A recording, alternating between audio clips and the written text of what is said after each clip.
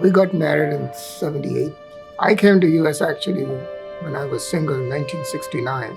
So I was able to give her guidance, and so she enjoyed it, but she had a lot of learning to do. She very quickly wanted to learn a lot of the new things in a new world.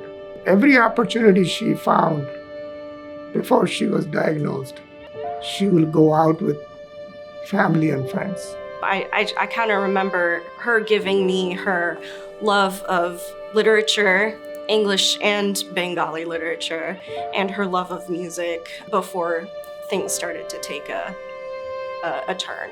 My mom was diagnosed with scleroderma when I was 11 years old. Scleroderma is a rare disease. It's an autoimmune disorder where your immune system attacks its own tissues. It starts cutaneously, like on your skin.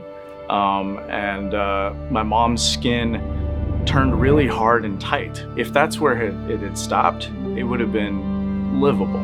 But it turns systemic, and the systemic phase causes all the tissues inside of your body to harden. Just like we get scabs on our skin, that started happening in her body, like throughout her body. The progression of this disease happened for her very slow. It didn't happen overnight. And when it happened very slow, she was very confident that she would overcome it.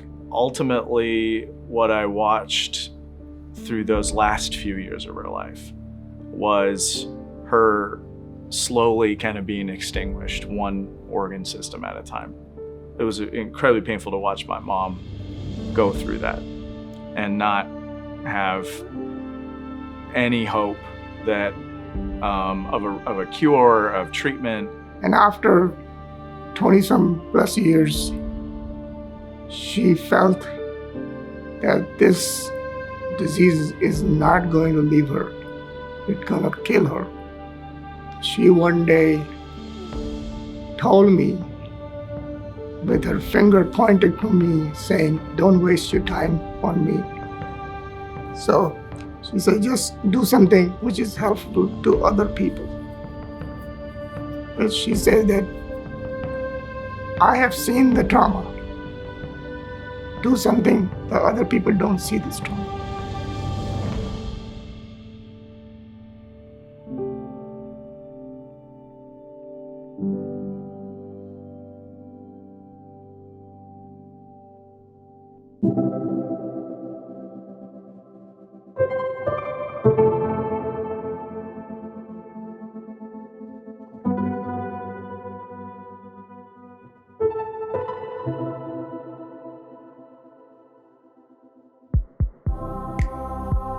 As I started looking outwards, I realized that in my own backyard was this fantastic research university, specifically wanting to target autoimmune disorders like scleroderma. Cincinnati is a real Midwest beautiful town with excellent research infrastructure, state of art comparable to any Ivy League or any level of college or the university in the country. What I do here at UC is I take care of patients that are affected by elevated blood pressure in the lungs, which is otherwise known as pulmonary hypertension. A large number of our patients who develop pulmonary hypertension have it related to underlying scleroderma. Scleroderma is a multi-system disease that affects almost every organ in the body, from the skin to the heart to the lung. There are a number of lung diseases that result in scarring and in high blood pressure in the lung.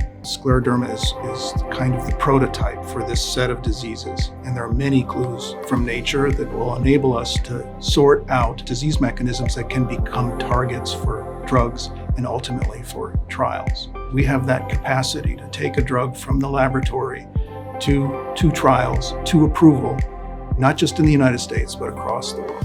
My lab is currently focused in understanding what is the pathophysiology of these diseases, is how we can cure these diseases in more effective way, how we can develop new therapies, how we can develop a preclinical drug screening procedure so we can come up with the more effective, better drugs without affecting normal important areas of the lung. That is our ultimate goal. Scleroderma is a condition that we don't fully understand. And this is one condition where I believe there's a lot of people that have great passion to advance the field, but we just need the time, energy, and financial support to move the needle in the right direction. Endowed chairs are engines for innovation.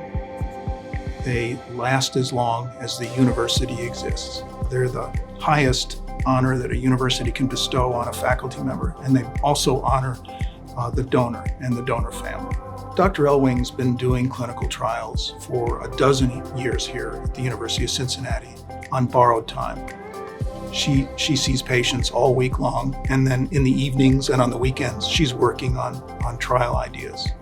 An endowed chair will protect her time in ways that allow her to innovate and focus in a more laser-like way on developing the next drugs for pulmonary hypertension in scleroderma. Her legacy continues to grow if we can show this can be impacting a bigger population than just one person. Whatever we suffered as a family, that's not going to go away. It's in the past. But at least moving forward, I know the foundation effort will be properly translated to solving a problem.